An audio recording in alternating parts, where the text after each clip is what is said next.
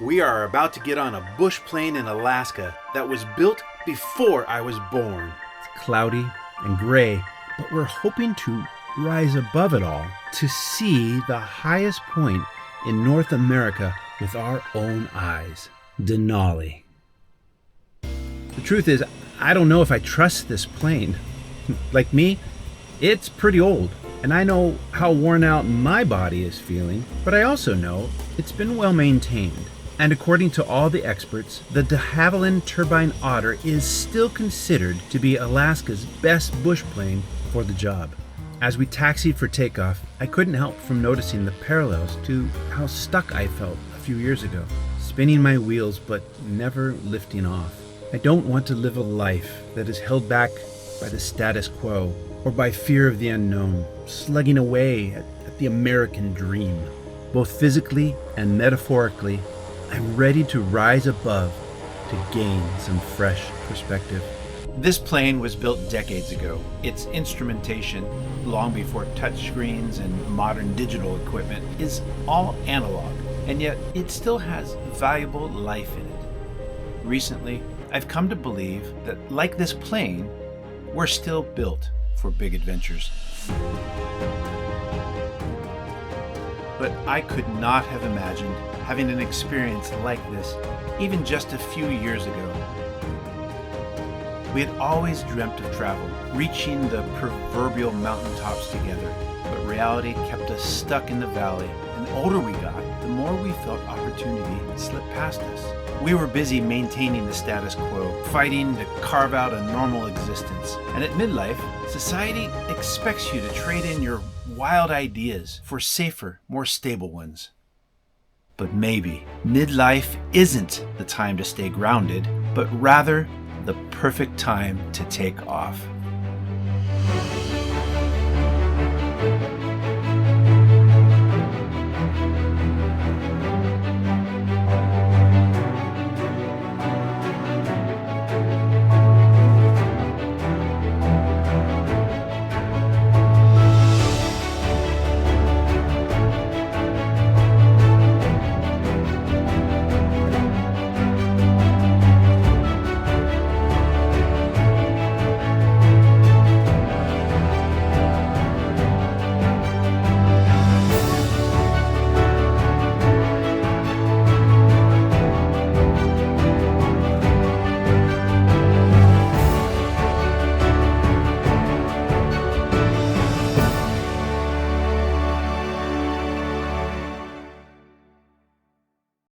After landing safely, we took a moment to enjoy a nice picnic lunch and process a little of what we had just experienced. Wow. I knew you said that at the same time.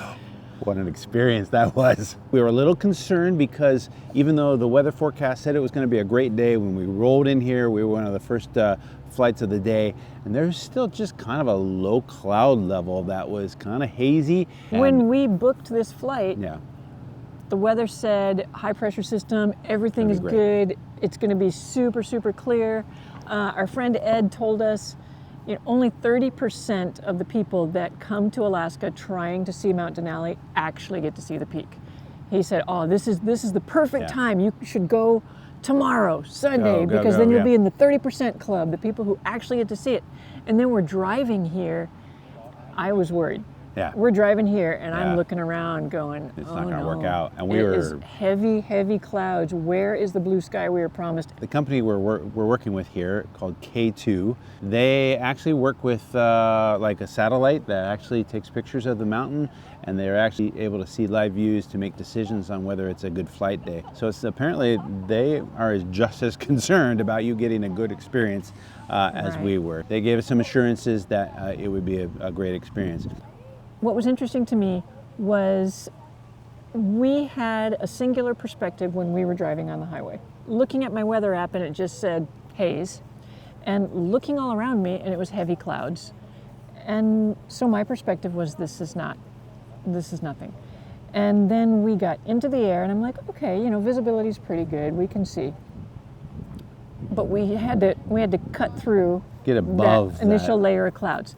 We cut through the initial layer of clouds, and my perspective shifted, right? Yeah, Literally, my perspective shifted. Absolutely. We're above that layer of clouds. And then it was like, okay, this is pretty good. But then there was the smoke and the haze. Canada is on fire, at least a large section of it, and that wind pattern took that smoke and just kind of made a haze layer at that level.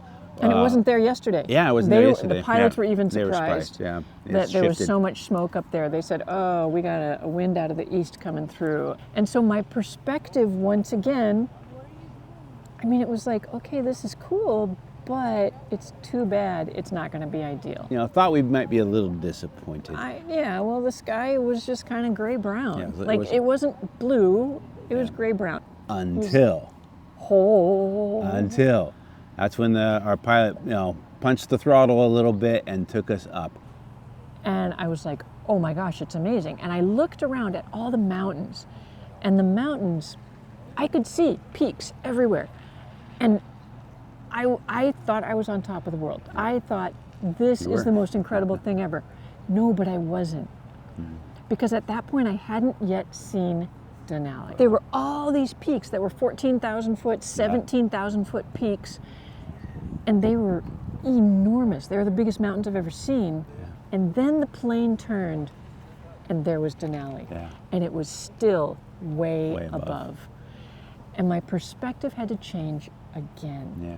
It just was so personal to me in that moment. I'd been satisfied with what I was seeing. Right. The 14 and 17ers, I was satisfied with that. Yeah.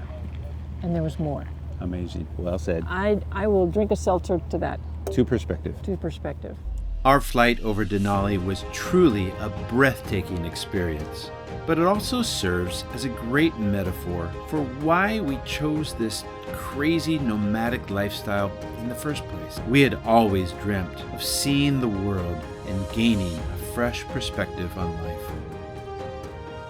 But just like climbing into that old plane, rising above only starts the moment you decide to buckle in and take the risk.